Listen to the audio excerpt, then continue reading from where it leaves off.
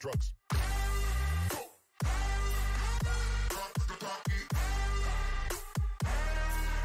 See your girl in the park.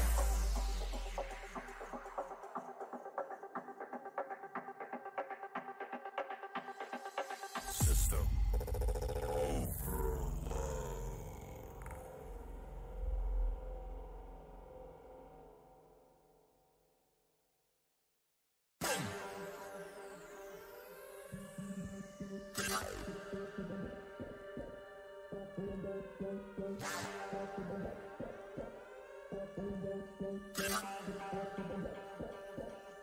overload.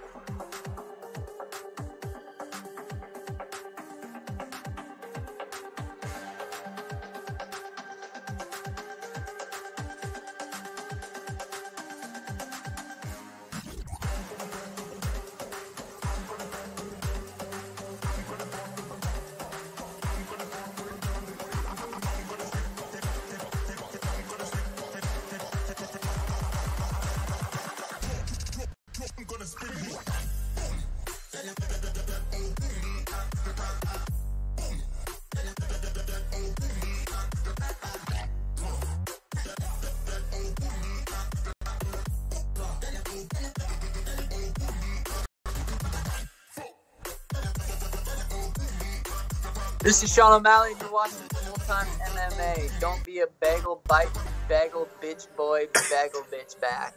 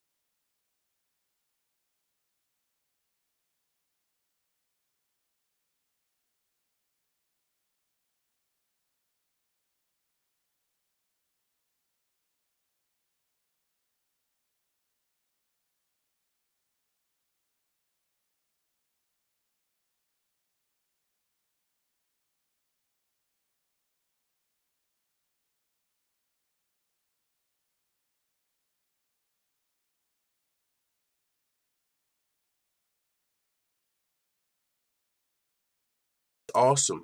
That's good because I was fucking up starting the show anyway. I wasn't really ready. All I was pretty much saying was, we're gonna be going for about an hour today. The grind continues, and I was showing you guys that help the bear thing. I was gonna play the audio too. Please, audio. I know I fucked up, man. I fucked up because I was still setting the stream up because I'm a little late, so I was still setting the stream up, and I didn't want you guys to hear all the clicking and all this shit and everything going on, and I was playing an audio as well. You guys couldn't hear, so that's why it was muted. But we're back. My bad. My bad, triple OGs. But with that being said, I know London is calling. I see Stamina MC and Forward in the building. What's going on? Leon Dubison, Israel 8 Yadon. Delete, delete, delete. Man, no audio. Just in time, says Forward. Let's go, everybody.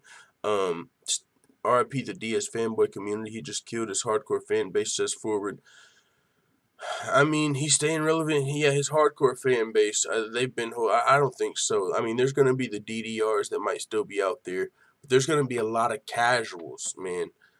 Nate Diaz is, people are still know who he is. He's still, so yeah.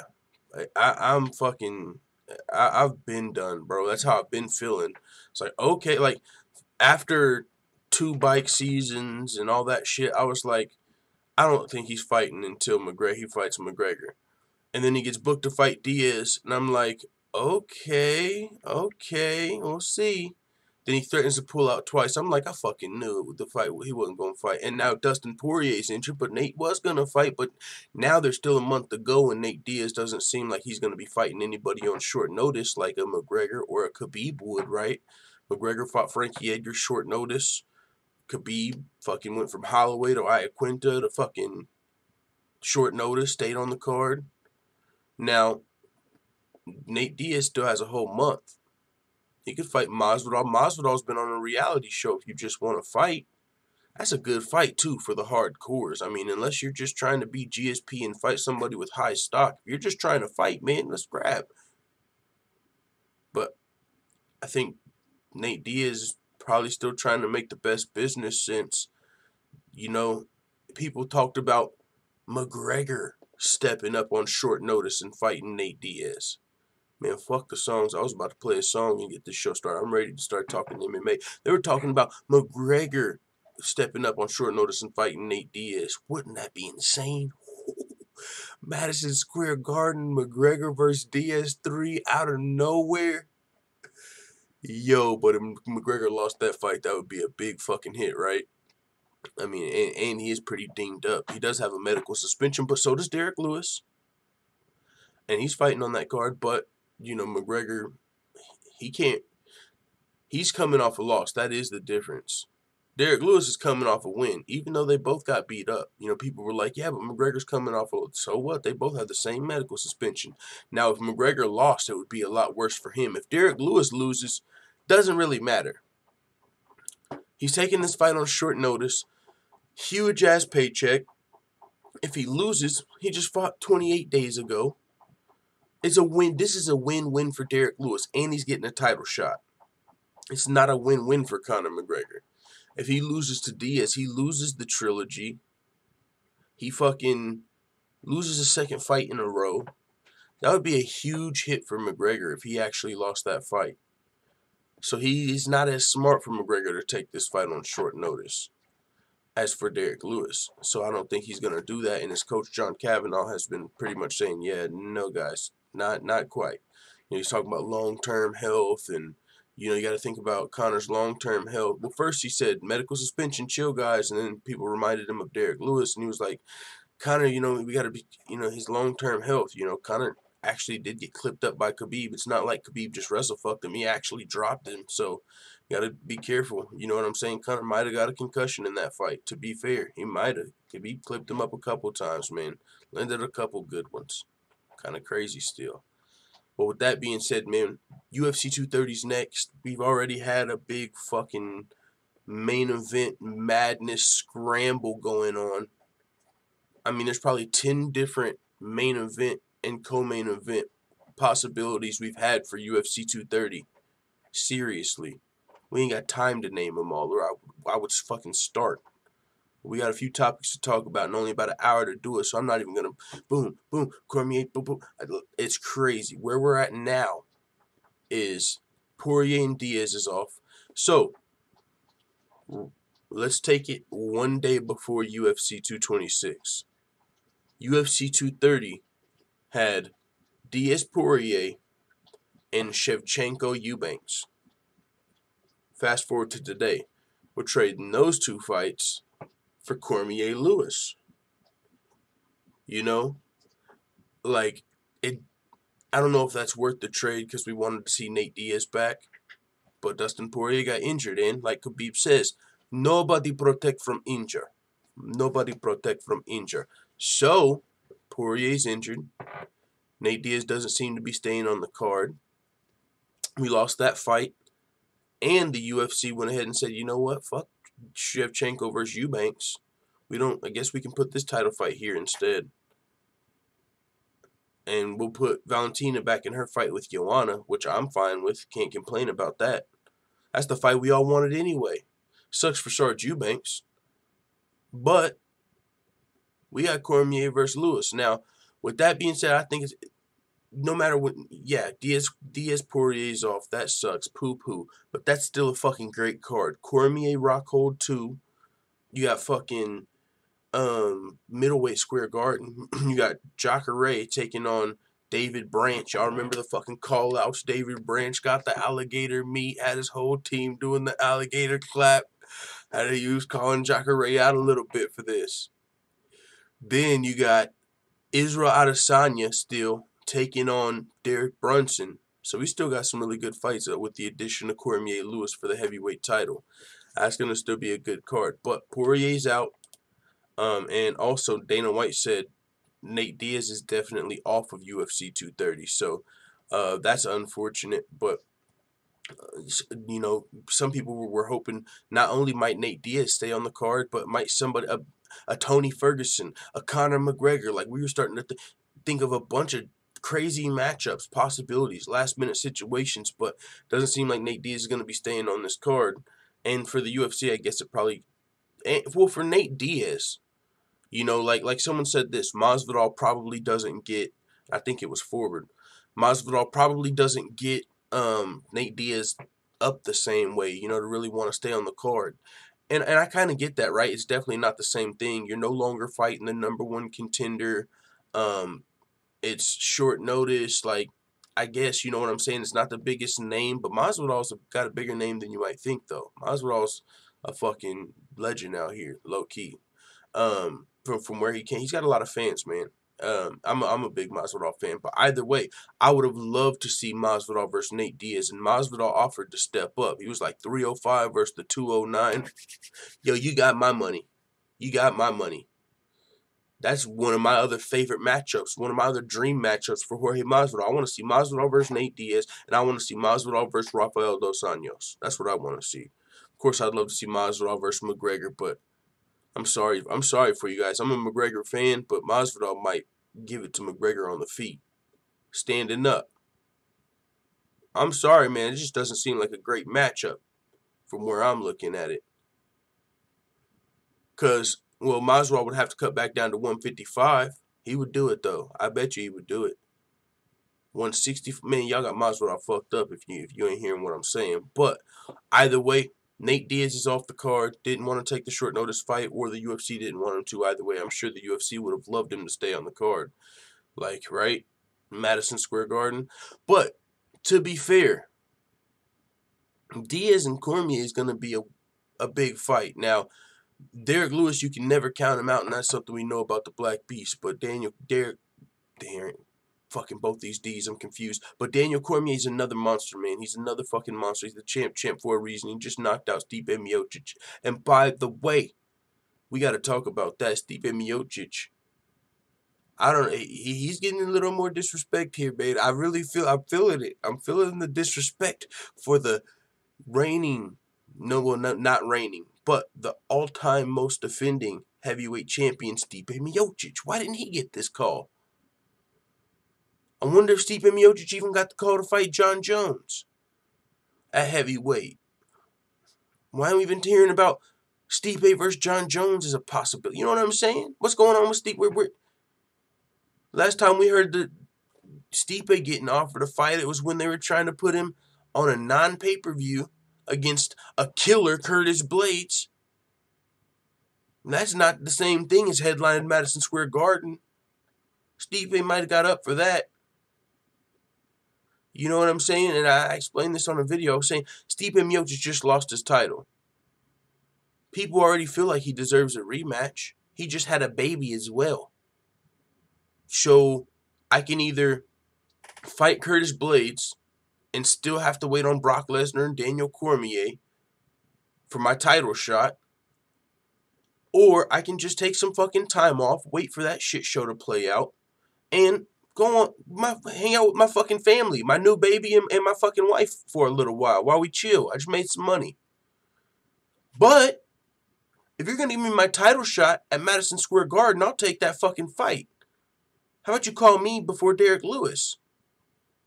The UFC's probably thinking, Derrick Lewis just got 500,000 followers overnight. This also is a safer route to the Daniel Cormier versus Brock Lesnar fight that is already fucking halfway built with the promo. What if you put Stipe in there versus DC on short notice and Stipe knocks him out? Well, now Brock Lesnar fights Stipe, but unless he's cage-side for this and comes in here and pushes Stipe, you just lost out on a bunch of your promotion you already got set. So this is a safer fight for DC and a safer fight for the UFC to make if you skip Stipe. But still, even Derrick Lewis, we're going to talk about that. Derrick Lewis just came out and said, I think Stipe deserved the title shot. But you can't get mad at Derrick Lewis. Of course, if they offer it to him, he's going to take it. The UFC gave it to Lewis instead of Stipe. Maybe trying to save the Brock fight, but the disrespect is real, you guys. The disrespect. So with that being said, Nate Diaz definitely off the card. Daniel Cormier, Derrick Lewis set for UFC 230. We just talked about that a little bit. Derrick Lewis coming off the big win over Alexander Volkov. Medical suspension. But, hey, desperate times call for desperate measures, I guess. The Nevada State Athletic Commission, they've usually been a pretty strict commission as a fan from what I've saw. You know, they just allowed fighters in and shit. They've usually been a pretty strict commission. So I'm honestly looking forward. And I would assume the UFC wouldn't put this together if they didn't think that they would let him.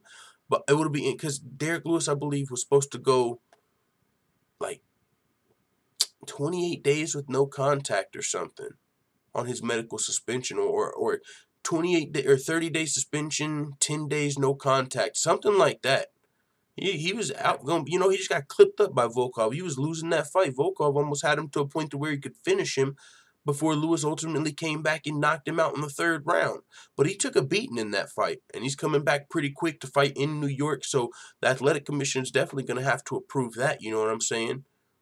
You know, it was one thing when Michael Bisping got rocked by George St. Pierre and then choked out and came back and fought 3 months later. But we chalked that up to being the Shanghai Commission. Like, how they're going in Shanghai, they probably wouldn't let it happen in America. Well, here we are. Derrick Lewis just got clipped up. But it'll be curious to see if they let him go back in there after taking a beating.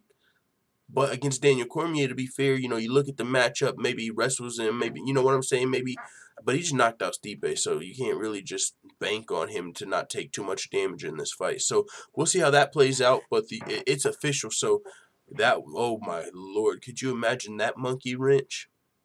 Could you imagine if the Nevada State Athletic Commission comes out tomorrow and says, whoa, whoa, whoa, whoa, whoa, no, guys, sorry, I don't know why you guys announced that. He's got a medical suspension. We don't play that shit. And, oh, what the fuck would happen, guys? It would be like fucking Shevchenko versus Eubanks would have to get re-put together for this card, and then we still wouldn't have Diaz versus Poirier. Oh, Lord, dog, I don't even want to think about that.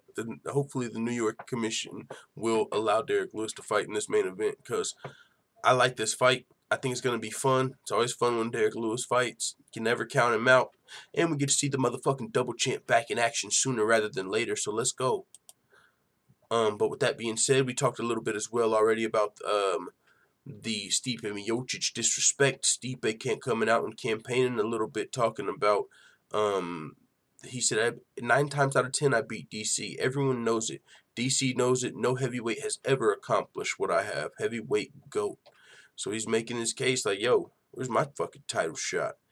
And Daniel Cormier says, damn, seems like I've knocked my guy Stipe Miocic silly. Come on, damn, DC, no chill. It looks like I knocked my guy Stipe silly. Come on, my guy, don't be thirsty. We're good. You got next if Brock Lesnar don't make it. Like, damn. He said he must have knocked him silly. DC, yo, underrated trash talker.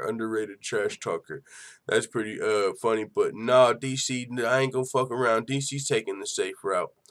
You got next if Brock don't make it. So now Stipe gotta get skipped by Lewis and skipped by Brock.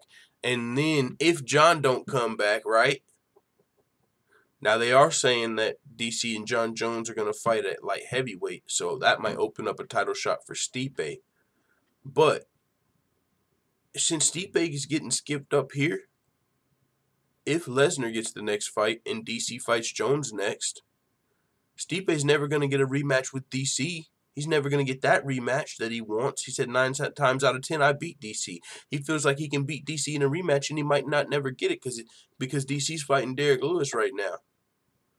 Smart play from Daniel Cormier and the UFC. Fair game. It's a smart fucking play. Very smart. Capitalize on the momentum from UFC 229. Derrick Lewis, although that was one of the biggest cards of all time, Derrick Lewis was one of the biggest stars of the night. Gained over 500,000 Instagram followers in the next couple of days. Put him right in this spot where we need a big fight. Against DC, the double champ. Everyone knows DC. Derrick Lewis got all the momentum in the world. And it's a safe fight. A safer fight than Stipe Miocic. So now we still get our Brock Lesnar DC fight that we want. So fair play, it makes sense. But Stipe Miocic is getting shafted a little bit here. And people feel like that's been a theme through Stipe's career. He's been getting disrespected. If you recall, the one time after he won, he didn't let Dana White put the belt on him. He had his coach do that shit because he didn't feel, you know, how the UFC was building up Francis Ngannou to fucking crush him and all this shit. He's been feeling disrespected, and here, now that he's not the champion, might be getting skipped over again. AVP says DC needs to be careful. He went too personal, disrespecting the Popeyes chicken. Won't be surprised if Derrick KOs him and jumps over the cage to attack Khabib and Luke. Holy shit, wouldn't that be crazy? A Derrick Lewis flying fucking eagle kick. Oh, someone's dead. Everett Loves Tits says, sick ass Towelgate, DC didn't get slick ass Towelgate, DC didn't get past me, the 206.5 champion. Leon Douglason says, the UFC needs to be careful here. Fuck me. Bear coming and going in their decisions lately. Madness for the fighters and fans and the UFC. I know. I hear that, Leon Douglason. Almighty Khan says Stone Cold Stipe will be back. Yo, yeah, he's going to come back, but he's not going to be getting a title shot anytime soon with the way the UFC and DC are playing him. Forward says, I don't give a fuck, Stipe's still the baddest man on the planet. Yeah, man, he's been looking thin too lately. Maybe I'm tripping, but he's been looking in shape. Like, he's ready to fucking go. Like, he's ready to hop in at short notice. Like, he was hoping, you know what I'm saying? Like, he was like, as soon as he heard Madison Square Garden needed a main event, he started training. He don't give a fuck if it's John Jones or DC. But I don't think he got the call. I don't think he got the call for either one. A lot of these motherfuckers are playing it safe at the top. That's what they do. You know what I'm saying? You got to do that sometime. With Conor McGregor, right? I'm sure he would love to take this fight.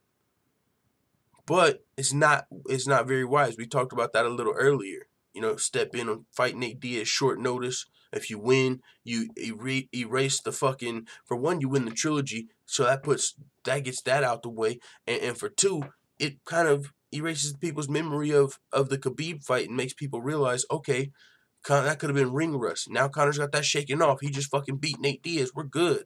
He's back. And then, you know, so a lot of people thought maybe McGregor stepping up versus Nate Diaz would have been the perfect scenario, but you kind of got to play it safe here. You know what I'm saying? Kind of got to be careful. Sean Jordan says, 100, he didn't get the call. That's why he came out saying what he did. That's what I'm saying. And I'm saying not even for the John Jones fight. There was talks of John Jones and Gustafson and, you know, and shit, I would have loved to see John Jones versus Stipe. Now, John Jones, he was asking for what, like more. He was holding out for more pay-per-view points, I think. Like the last time we heard, like, I don't know, that's a whole weird situation, dog. You just got cleared in time for New York. You don't want to fight in front of, you know, in the main event, like, for a possible title fight. The UFC was looking at stripping DC, booking interim title fights. And with that being said, you can expect DC to be stripped very soon with this announcement. With UFC 230, him fighting Derrick Lewis, you can expect for him to be stripped of that light heavyweight title very soon. Because this is a heavyweight fight. Brock's a heavyweight fight. That title's coming off. They were already talking about stripping him before he had this heavyweight fight scheduled. So that's going to be going to the winner of John Jones and probably Alexander Gustafsson, who are being looked at for UFC 232, Cyborg versus Nunes. That'll be probably for that interim light heavyweight strap. So got a lot of crazy shit coming up. And in between time, in the meantime, that's UFC 230 and 232. 231, now we got fucking Brian Ortega versus Max Holloway, and we got Shevchenko versus, I was going to say Eubanks. Nope. Let's fucking go.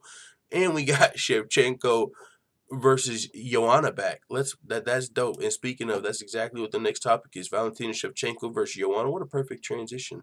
Valentina Shevchenko versus Joanna back on for UFC 231. It's back. The fight we all wanted to see. We were happy when they announced it. Shevchenko versus Joanna for the inaugural flyweight title. We almost lost, but it was out the grasp of our fingers. We were going to be seeing Shevchenko versus Eubanks. I was going to say, who the fuck is that girl, just because that was the general consensus. But versus Eubanks, we'll keep it respectful. Shevchenko versus Eubanks was announced, and we were like, what the... I swear to God, you guys, I'm no cap, not lying. Whenever I heard that shit at work, right before I went to work, I got off work 8 hours later and it still wasn't announced that fight was some fake news or canceled. It drove me to drink that night. I literally I just drank because of that main event. So I can't lie and say I'm not excited that this fight's back on. I think a lot of people share that sentiment that Shevchenko versus Joanna Jedrzejczyk is the fight we wanted to see. And Lewis versus Cormier, I think, will hold us over in the meantime, in between time. Stipe replied with this message. Let's pull this up. Open.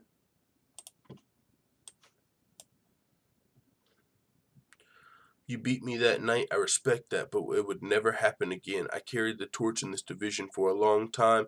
I've been staying up all night with my newborn daughter, and I still offered to fight you November 3rd with 0 camp weeks notice. Damn.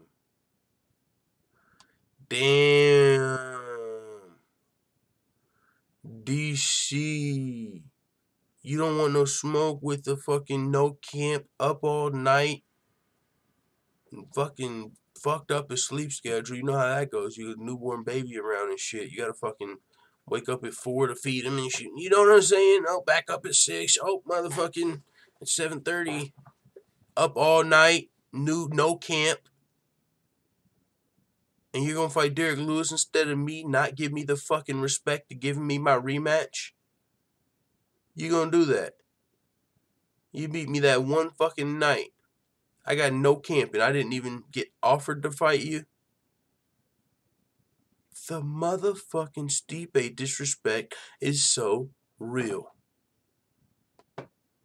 Stipe needs to go over to fucking Bellator. He would be the face of Bellator and he would be cleaning up that motherfucking heavyweight Grand Prix. And that heavyweight Grand Prix, the semifinals are going down this weekend. That's a great transition. Stipe Miocic would clean up Bellator's heavyweight Grand Prix. Stipe versus Fedor, Stipe versus Bader, Stipe versus whoever the fuck you want to talk about. What are you talking about? And they're making good money over in Bellator, by the way. He would, for one, be the champion, and for two, he would get sponsors. Very sponsorable guy. Yo.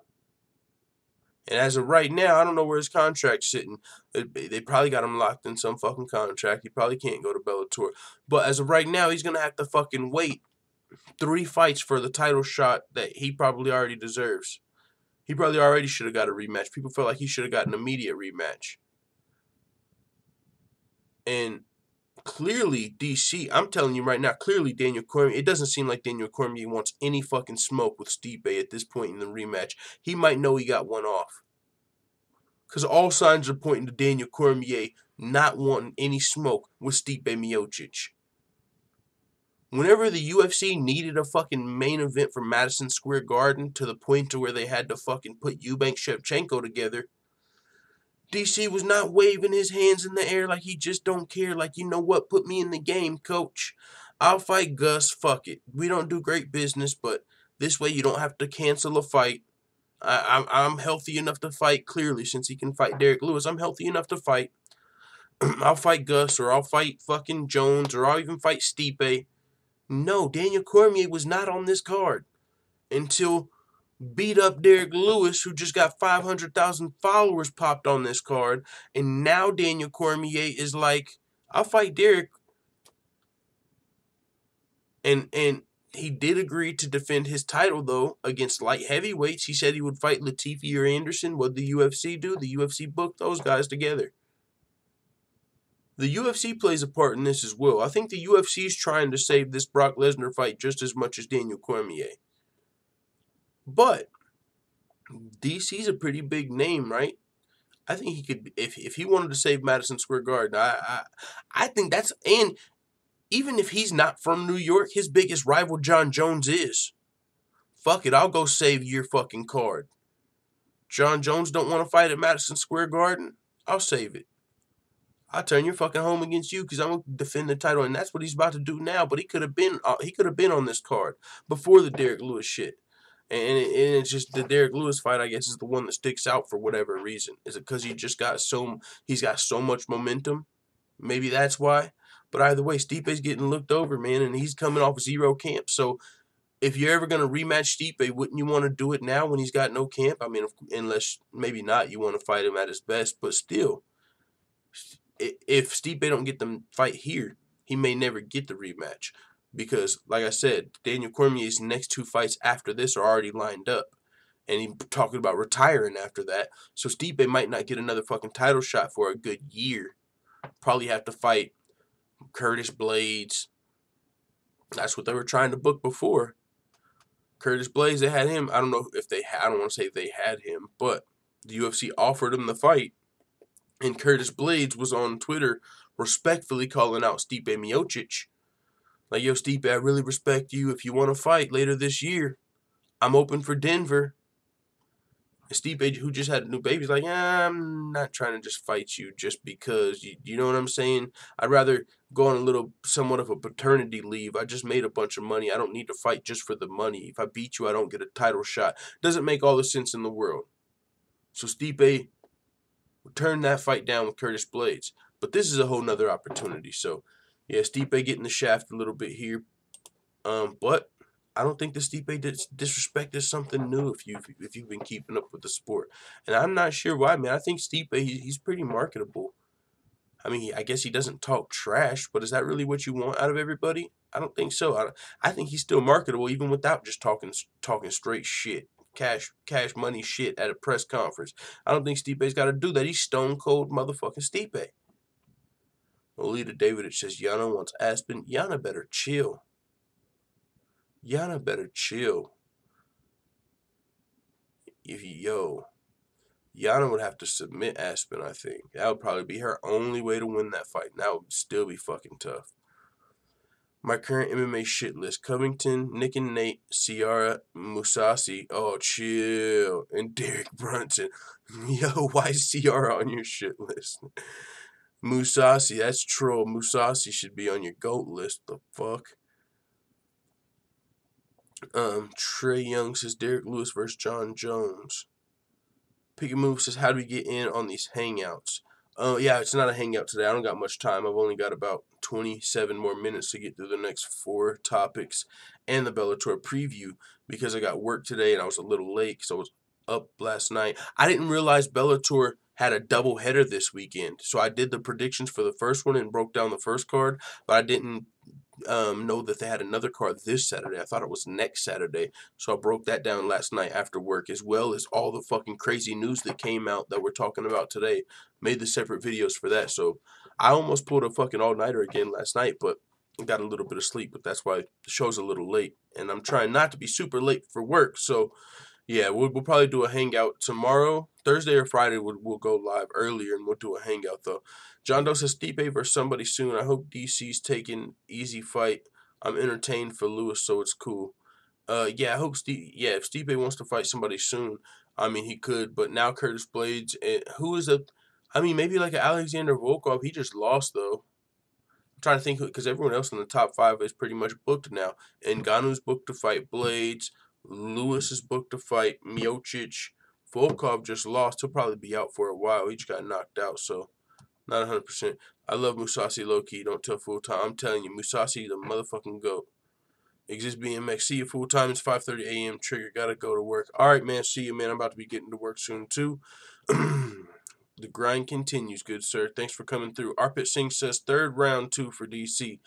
Yeah, Derrick Lewis, man, he's a big boy, but Daniel Cormier is another monster. So, with that being said, I covered this a little bit.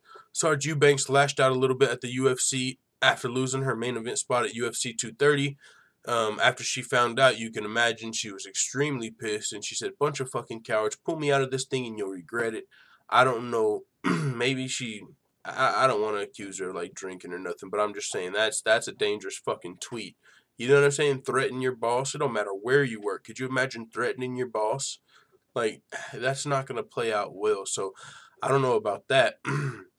But she continued. It seems like she woosah. You know what I'm saying? Woosah'd a little bit.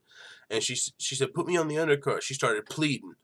You know what I'm saying? Like, what's the stages of, like, denial or something? Or what is that shit called? The stages of grieving? Like, DABDA? I took, like, a couple psychology classes, like denial first, then anger, then bargaining, then acceptance. You know what I'm saying? That's what she's going through. First, she was like denying it because people were like 2 days ago, people were on Twitter and they're like, yo, the fight's canceled on Google. What's going on? And she's like, nah, it ain't canceled, guys. She was denying it. Then she got angry. Bunch of fucking. She got angry. Now she's bargaining. Put me on the undercard. Put me on the co-main. I don't care. And now she's accepting. All right, well, my bad, McMahon. I guess you didn't know. This is my life you're playing with, guys. And I don't remember the last one. What's the last one? Acceptance?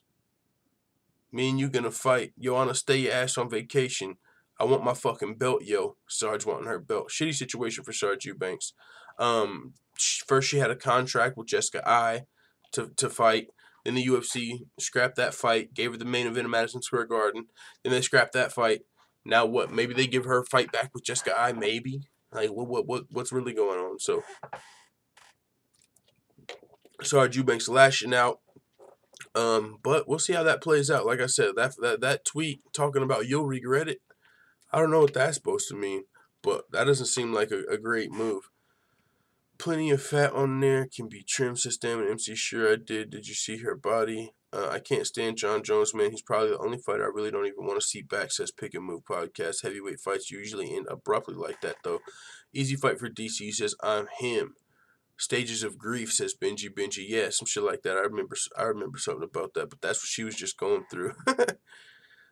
So yeah, man. Is Joanna back? Yeah, Joanna versus Valentina's back on. Dana White also saying Khabib will not be stripped of his title for his role in the UFC 229 brawl. That's good to hear, but he still possibly could. It really depends on the amount of time, because just right after the brawl, Dana White said he possibly very well could be stripped, depending, but it wasn't like because of the brawl. It's not because of his role in the brawl. It would be because of the lengthy suspension if he was stripped. If the commission suspended Khabib, or if Khabib got suspended for 12 months, yeah, you'd probably have to strip him because you can't have a title inactive for 12 months. But if it's 6 months, interim title fight gets booked at most, which would be crazy because you would imagine Tony Ferguson would be fighting in that interim title fight, and he already won an interim title and got stripped of that shit. So, could he even get up for an interim title fight? Maybe if you book it against Nate Diaz. Oh, by the way, I want to pull that up, but I think it's bullshit, but I still want to pull it up. I'll pull it. Yeah, let's fucking pull it up, man. Nate Diaz tweeted some shit, dog. Nate Diaz, Khabib. He said he wants Khabib next, dude. I'm not buying it. I'm sorry, guys. I'll fight Khabib when he's ready. Yeah, how convenient. Fucking, I'm not going to stay on this card short notice, but now that Khabib's going to be fucking suspended for 6 months, I'll wait for Khabib. What the fuck do you think you're getting a title fight for? You might as well say I'll fight McGregor when he's ready. McGregor just took an ass whooping. I'll fight him when Khabib's going to be out 6 months. What are you telling us? You want us to... It might not be 6 months, but that's what a lot of people are looking at, probably expecting. 6 month suspension for Khabib. I'll fight Khabib when he's ready. For one, that's a terrible matchup for Nate Diaz. I'm telling you right now, that is a terrible matchup for Nate Diaz. I don't think he has much of a puncher's chance to win that fight. Conor McGregor, you looked at like maybe he can knock him out before Khabib gets a hold of him. Nate's not knocking Khabib out, and Nate's not... He's got a choker's chance. He would literally have to submit Khabib, but good fucking luck. He's 27-0. Good luck. So, I'll fight Khabib when he's ready. No, man. I am not with that. I'm not buying it for one. You know what I'm saying? I'm just fucking not, man. I know, like, the casual fans, and Nate Diaz is a big name, so I should cover this shit, but as a hardcore fan myself, I'm like, okay. You know, like, seriously, I'm not going to go too far on that topic, but I'm not buying this shit. Khabib's a terrible matchup. Who was it? Rory McDonald versus Nate Diaz? Suplex City? Yeah, it was Nate Diaz. Rory McDonald, but... And that was at 170. You know, Nate fought a couple times at 170. Didn't go good for him. Maybe he has a better chance at 155, but bad matchup for Nate Diaz. And we don't even know what's going on with Khabib. So what are you talking about? Why do you even think... I mean, yeah, I guess he was about to get a fight versus... The UFC could pull a business move and say, all right, Nate Diaz versus Khabib. Winner fights McGregor. I could see that. It would be McGregor versus Khabib, because I'm telling you right now, I don't give Nate Diaz much of a chance against Khabib. Sorry, I'm a Diaz fan, but he's got fucking ring rust just like Conor. He ain't fought in 2 years, and he ain't seemed too hungry. He's definitely not hungry. You can't say that about Nate Diaz. He's definitely not hungry at this point, in my opinion. He ain't fought on his own accord in 2 years. This fight, it's not like he was like, well, damn, fuck it, I was here, I'm already ready to fight, I'm staying on the card. McGregor and Khabib have done that in the past. Other fighters have too, but notably, they stand out, taking short notice fights. You got a whole month for this. You're like, fuck it. Poirier ain't here. I ain't fighting nobody. All right, whatever, man. So it sounds good. That's all I'll say about this. It sounds good, but I'm not buying it. Moving on to the next topic. Luke Rockhold says Khabib will demand record-breaking pay for the Conor McGregor rematch, and I would imagine it's just going to be huge for one, but for two, you want me to fucking go through another press conference and all? I just fucking humbled this guy, and what? We got to do another fucking rematch? Oh yeah, you're going to be paying me for this. Because we're going to have to do this whole song and dance again where he's talking shit about my fucking religion and father. You would think he learned his lesson. But we heard McGregor in that octagon might be talking about, it's just business, it's just business. So he might get back to business at the press conference. So Khabib's like, yeah, I'll fight him again. But after all the shit we've been through, the fact that I won the first fight, and I know good goddamn well if Conor would have knocked me out, I wouldn't even be getting mentioned in a rematch. Even though I'm the champion, I wouldn't even be getting thought about in a rematch. We would be talking about Conor McGregor versus Mayweather. We would be talking about Conor McGregor versus Diaz. We would be talking about McGregor versus GSP.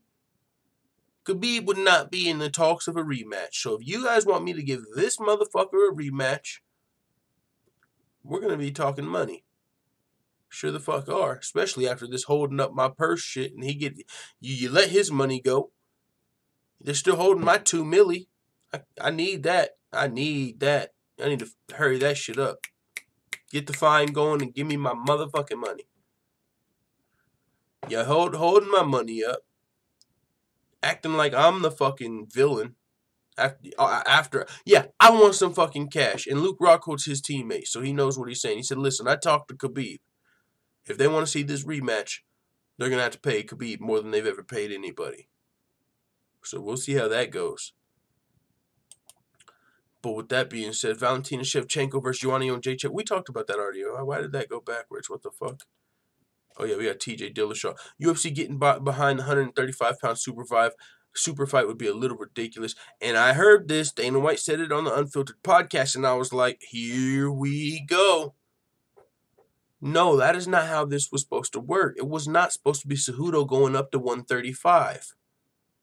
How the fuck has he earned a super fight? Compared to a lot of the other people, right? Yeah, he's an Olympic gold medalist. Yeah, he beat Demetrius Johnson, arguably. But it was a close fight, and he hasn't even defended the title one time yet. It's his first time becoming the champion. He's still green. What are we talking about Cejudo getting another belt for? I said I can make 125. I'm going down to fight for his fucking title. If I can make the weight. But Dana White recently came out and said, no, I think Cejudo's going to be going up to fight at 135. Now TJ's like, what? That would be a little fucking ridiculous. Why would he be fighting for my title? And this can be the start. This is why we might fuck around and not see this fight. We're going to end up seeing Dillashaw versus Cruz, maybe. There was talks of one of I think Dominic Cruz's teammates came out not too long ago on social media and cryptically hinted at Dillashaw versus Cruz. But at the same time, there's also been hints at Cejudo versus Dillashaw. But now we're starting to see a little bit of what might be a rift in the Cejudo Dillashaw talks if they can't agree at which weight class they're going to fight at. Cejudo doesn't have much say, but if the UFC wants him to come up, then TJ might say, you know what, fuck that. I'll just let him lose to fucking DJ and wait for DJ to get his belt back. So we'll see how that goes, because to be fair, Cejudo can just defend his title. I mean, Demetrius, of course, deserves an immediate rematch, but Demetrius Johnson is injured. He himself said, yeah, he probably is going to fight once or twice, because I'm not fighting him until I'm 100%. So Formiga just beat Sergio Pettis. If Cejudo just absolutely needed someone, I guess you could put Formiga in there. Borg's going to be fighting Benavidez soon. But we'll see what happens there. But TJ Dillashaw, he was under the impression he was wanting to fight at 125. He said, who is Henry Cejudo to have the street cred? I've been the one flirting with the idea of going down to 125 to fight a guy that was scared to fight me the entire time. A guy Cejudo beat. He beat a guy that was scared of me, and now he wants to come up and challenge me. It's a little ridiculous if the UFC wants to get behind him. No matter what, he comes to my weight class or I'll go to his. I'll whoop his ass. But who's got the credit to go down? I'm the number 3 pound-for-pound fighter in the world. I should make the decision. I'll be boisterous. I'm the one that's a professional. I'm the one that can cut weight. I'm not a big 135er. I walk around at 150 pounds. I guarantee you Cejudo's just as big as me right now. I don't want the excuse of me beating Cejudo's ass and him saying, oh, it's because he's bigger than me. That I'm not. I'll be at 125. There's no excuses. And that's facts from Dillashaw. If he beats Cejudo, you don't get shit for that. He ain't got no legendary status in the game. They're gonna say he was too small. They're gonna say he was a flyweight. It's not like he's a legacy fight. You might get a payday, but it's not like Cejudo's just selling millions of pay-per-views every time he hops out in the flyweight division. So yeah, that would be. I see where TJ Dillashaw would pull back a little bit from that, instead of wanting to go down where he's been flirting with for a while now. So we'll see what happens there. A lot of shit playing out in the bantamweight division. Of course, Dominic Cruz has a great case for the next bantamweight title shot if this super fight doesn't happen. But so does Marlon Moraes. So does fucking Rafael Sunsao. But Dominic Cruz would be the biggest money fight and the biggest legacy fight for Dillashaw at bantamweight. So. And Dominic Cruz talked up a good motherfucking game when he campaigned for this fight. One of the best trash talkers in the game. He can for sure sell a fight. So we'll see how this all plays out, of course. Coming up, we got one more topic to talk about before we break down this Bellator weekend. Stephen Thompson plans to use more wrestling and Brazilian Jiu-Jitsu as he works his way back to title contention. Looking to become more well-rounded. Stephen Wonderboy Thompson, known more as a counter-striker, a chess player, if you will. You know what I'm saying? If someone charges at him, he might knock him out. He might clip him up. But other than that, not much to Stephen Thompson's game. Might be a boring fight. He's not shooting for takedowns. He's not looking to choke you out. He's pretty much waiting on you to make a mistake and come in. And so some people have maybe been losing a little bit of the luster in his most recent fights because they have not been the most entertaining. Even the fight with Darren Till. Some people from now, there's some diehard Wonderboy fans out there that probably literally just feel like Wonderboy has just been getting the shaft, like most disrespected fighter in the UFC. They probably feel like he beat Woodley in both of those fights. They definitely feel like he beat Till. They're probably looking at Wonderboy Thompson still as the champion. Now that those are the Wonderboy simps, but realistically, people are kind of looking at Wonderboy Thompson like, where do we go from here? You got the loss to Till, got the loss to Woodley. Of course, we would love to see the Lawler fight, or so there's some fights we would love to see Wonderboy in. But as far as his game plan, he's going to look to start mixing it up. And I like that. But Stephen Wonderboy Thompson, if I'm not mistaken, he's like 34, 35, something like that. I mean, you can use more wrestling, but that's not your game. That might get you fucked up. Trying to change your game this late in the game. You're gonna do fucking try and shoot for a double or something. You're in your karate stance. How do you fucking mix it? How do you shoot for a double for you to that's just not your stance. That's not how you fight. It's gonna be a little different. But maybe working your jiu-jitsu for if you get taken down, maybe that would allow you to take more risk. So, I mean, hey, it is what it is. We'll see where Stephen Wonderboy Thompson goes from here. But there's talks of a potential Stephen Wonderboy Thompson versus Robbie Lawler fight happening January to start the ESPN deal. So that's what's the rumors that have been going around. Seems like it might be a done deal, but it's not official. He says, I'm not giving up on the welterweight title dreams. I'll be 36 in February, but man, I got a long road ahead of me, my friend. I consider myself a young 35-year-old, and I'm getting better every day, still improving. And so I'm not giving up on it. He said, there's a lot of really tough opponents coming up in the top 5, I'm ranked number 4. You got Rafael Dos Anjos, you got Colby Covington, you got Tyron Woodley, Kamaru Usman coming up. I think to fight RDA, all these motherfuckers, I didn't see Robbie Lawler's name mentioned. He said, you got some killers in this division, and you cannot underestimate anybody. I don't care if he's the lowest guy in the rankings. Anybody's got the potential to put you away. So when you look at the top 5, the top 10, it's like, wow. you got to realize what kind of specimens are standing across the octagon I'm trying to knock out. Like every inch, every little detail, every little moment in that octagon, it matters, either for the good or for the worse. But yeah, I think I'm using the rest. I'm using the rest of my jiu-jitsu and wrestling 100%. He said, I think I'm not using the rest of my jiu-jitsu and wrestling. I'm kind of feeling comfortable out there just striking, but in order for me to get back up on top, in order for me to keep moving forward, I'm going to have to mix it up. People are starting to understand, hey, this guy's just going to stand and bang with me. If I can make it close, I can possibly win this fight. So I've got to put another element out there. I did that in my third fight in the UFC. I used a lot of my wrestling against Chris Clements. Who the fuck is that guy? And I just kind of gotten away from that. That's like, Holly Holm. Like, I got to get back to my wrestling. You should have seen what I did to Megan Anderson. But, so I want to show not just the UFC, but the fans I have stuff other than my striking. And not only that, the guys I face from now on are going to have to worry about that. They're going to have to factor that in their game plan, This guy can take me down. He can submit me.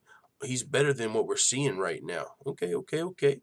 Stamina, she says, Correa is booty juice. I want to get rid of her. Cat versus Aspen. Hell yeah, book that shit, says Leon Dubson.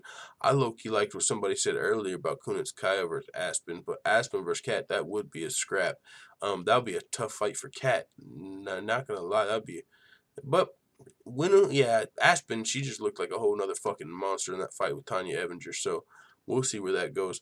With that being said, this weekend, guys, 2 Bellator fight cards coming up. On Friday, we got Bader versus Mitrione as the headliner, heavyweight Grand Prix semifinal. Also, Roy Nelson versus Sergey Kharitonov, another heavyweight fight in the co-main event. We got Lorenz Larkin versus Ian Pascu, who is the dude that was sparring without a mouthpiece with McGregor, and that's why his finger was fucked up that people were pointing out, and he was like, Ian Pascu, I was sparring, and this is like some fucking welterweight/middleweight Connor's over here sparring with and shit, with no mouthpiece. These motherfuckers are crazy, and he's fighting Lorenz Larkin. This is a short notice fight for Ian Pascu. This is the welterweight Grand Prix alternate fight. The winner of this fight will be the alternate to step in if anyone gets injured in this tournament. And Lorenz Larkin, of course, a UFC veteran. Lorenz Larkin, a beast. He's got wins over a lot of the best welterweights in the UFC. I think he might be 0-2 or 1-2. I think he's 1-2 in Bellator right now. But winnable fight for Lorenz Larkin. I don't think Ian Pascu's fought anybody on his level yet. Also, you got Baby Slice taking on Corey Browning. Kimbo Slice Jr. not fucking around, looking to fight his 5th pro fight. And then Carrington Banks versus the head kick KO artist Mandel Nalo, coming off a nasty head kick KO in his last fight. And in his first pro fight. He's finished all 6 of his fights, taking on Carrington Banks. Now, with that being said, Saturday, we got Fedor versus Chael. And we also got Benson Henderson versus Sada Wad. Fedor versus Chael is in the heavyweight Grand Prix semifinal as well. The winner of Fedor versus Mitrione moves to the finals. The winner of Fedor versus Chael moves to the finals. So the winner of both of these fights fight each other. So if Fedor wins and Bader wins, that's got a ring to it. Fedor versus Bader. Fedor versus Bader. I like that better. Bader's going to have to change his name for that fight to Bader. Fedor versus Bader. That might even become hard to say after a while. Holy shit. But this is whoever wins that fight becomes Bellator's heavyweight champion. So in the co-main event, we got Benson Henderson taking on Sada Wad. This is Sada Wad's on a 4-fight win streak for Bellator right now, fighting some mid-level, decent Bellator lightweights, some good guys. Benson Henderson's been fighting the cream of the crop over in Bellator, though. He's 2-2 in Bellator since coming to Bellator, but his 2 losses are split decisions to 2 of the top best guys, Patricky Pitbull and Michael Chandler. Split decision losses. So Benson Henderson could be 4-0 if those splits went his way in Bellator against some of the best guys. So Benson Henderson, very winnable fight for him. Sada Wad's no joke either. Alexander Shlemenko versus Anatoly Tokov. I don't know much about this Anatoly Tokov motherfucker, but he's 26-2. Been fighting in the ACB, I think. He fights for like Team Fedor and shit. I think it's Alexander Fedor, though. Like, I seen he was, like, on Team Fedor, but on Sherdog, it says, like, he's the Alexander something fight team something. So, either way, Russia versus Russia. Alexander Shlemenko, 56-10. Actually, on Sherdog, I think his record was different, but that's still 66 pro fights. He's only like 34 years old. Yeah, they had him at 30. They had him at 67 pro fights on Sherdog. I remember because he was one. This fight is supposed to be his 68th fight, and that will literally be 68 pro fights, 34 years on this planet. He's fought 2 times per year since he was fucking one. And, you know, I'm just saying, he's fought 2 fucking fights for every year he's been on this earth, just in his professional career. That is insane how many fights this guy has almost at 34 years old. And he's won 56 of them. Shevchenko's a beast, man. Now, is the record a little padded? Fucking clearly. Yeah, there's some guys on there that aren't on his level, but there are some tough fights in there as well. And Anatoly Tokov, his record, is it a little bad? Fucking yeah, a little bit. A little bit. But he's beat some tough guys as well. Shevchenko's on a 2-fight losing streak. He lost to Mousasi, and then he lost like an M1 kickboxing fight where he got knocked out in the first round. He's coming off of that, and he's taking on this tough motherfucker, Anatoly Tokov, 26-2. Team Fedor and shit. That's going to be a fun fight this Saturday. Czech Congo, Timothy Johnson. Timothy Johnson coming over to the UFC. Taking on Czech Congo. Czech Congo's on like a 7-fight win streak. He just beat Javi Ayala. Timothy Johnson's got a little bit of a size advantage in this fight. And I think he's been fighting higher level competition maybe. But Timothy Johnson and Timothy Johnson, I think he can win this fight. I think he can. He's going to be big. He likes to grind guys against the fence. I think that's what he's going to try to do to Czech Congo. Hold him against the fence. Fight a fucking little bit of a boring, you know what I'm saying, safe fight. Try and win it with his wrestling. It's a winnable fight for Czech. Czech Congo's like 42 and Timothy Johnson's 32. He's 10 years younger. You know, a little less experienced, a little younger. But Czech Congo, man, he's letting you know black don't crack. He's like 42, 43 years old on a 7-fight winning streak. Been fighting about 2 times a year. I mean, Bellator, they got some of these older heavyweights over here, and they do work for a while. But I just don't think this is an amazing matchup for Czech Congo. I think Timothy Johnson, he's going to have better wrestling. You know what I'm saying? And I think he can, in the clinch against the fence, fucking take him down, lay on top of him. A la a Roy Nelson-ish type deal. I think Timothy Johnson can win that fight, but that's a close fight either way. Henry Corrales and Andy Main. Henry Corrales, pretty tough featherweight over at Bellator. He's fought 6 fights for Bellator. I'm going off memory for all this shit. 3-3 in his he lost his first 3 fights for Bellator. That was his first 3 losses of his career. But now he's on a 3-fight winning streak, and he's taking on Andy Main in his Bellator debut. So that's the Bellator card this weekend, you guys. We got through this show in an hour. That's good timing. That's good timing. So I won't be as late for work today. So with that being said, let's check out the chat before we get out of here. Benson having a tough time with these Bellator guys, says Benji. Yeah, but he's been fighting the best of the best over there at Bellator. Bellator's got some good guys over in the top of their divisions. Forward says, yeah, my dog Shevchenko got robbed of that dominant performance versus Mousasi. Dropped him around 12 times. Oh, no. Mousasi beat Shevchenko with 1 fucking eye. Chill. Trollbuster in the building. Forward says, it's the McGregor reference versus Floyd's Goons as the London Pressure Talk. He's talking to Trollbuster. Okay. So yeah, man. With that being said, I'm going to go to UFC Yankovic, guys, and that's how we're going to end the show today. We are going to play what was Diaz versus Poirier and fucking Tony time. Fuck it, let's go, man. UFC Yankovic. And then we're going to get out of here for the day. So thank you guys for coming through. We'll be live again tomorrow. The grind don't stop. And motherfucking, it is what it is, man. If you haven't yet, make sure you check out UFC Yankovic. Hit subscribe. Trying to get that to 1,000 subscribers. Once we do, it's going to be a motherfucking party. Let's go.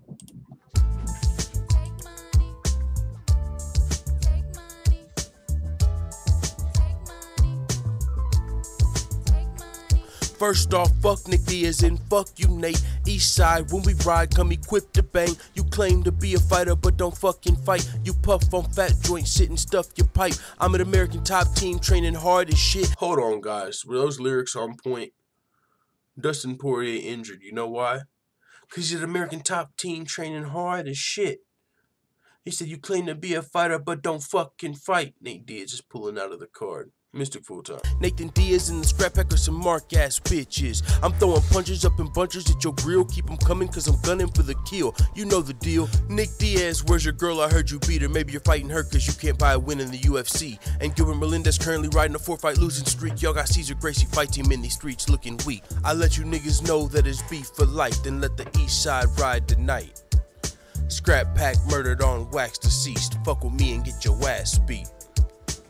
Grab your Glocks when you see the diamond. Call your squad when you see the diamond. When I rock you, bitch, I'm coming for the finish. UFC 230, Nate Diaz gon' get it. Nigga, I hit him up.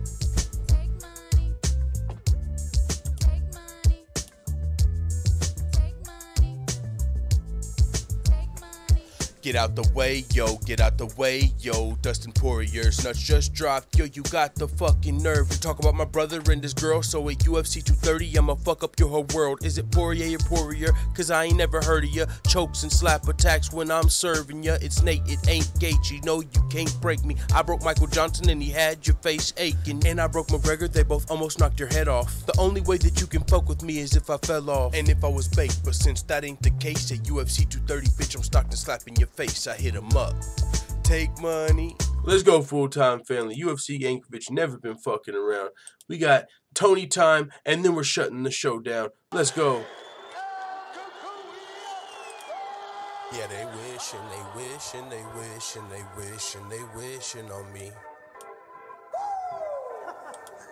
It's Tony time, bitch. I don't care who's fucking with me. Staying away from tiramisu's a struggle for Khabib. You don't wanna fight, you wanna cuddle with me. My elbows are knives and I'ma cut you with these. I don't really give a fuck who's with me. If this fat fuck will make weights a big mystery. If you were smart then you would probably pick me. To submit Khabib at UFC 223. To submit Pettis at UFC 229. Tony time. Tony time. I knock out, sometimes I choke. I might be the lightweight GOAT. If my leg didn't get broke, would've probably beat Khabib. Then moved up and fought with Lee. Either wait for GSP. You don't wanna mess with me. Tony time. Tony time.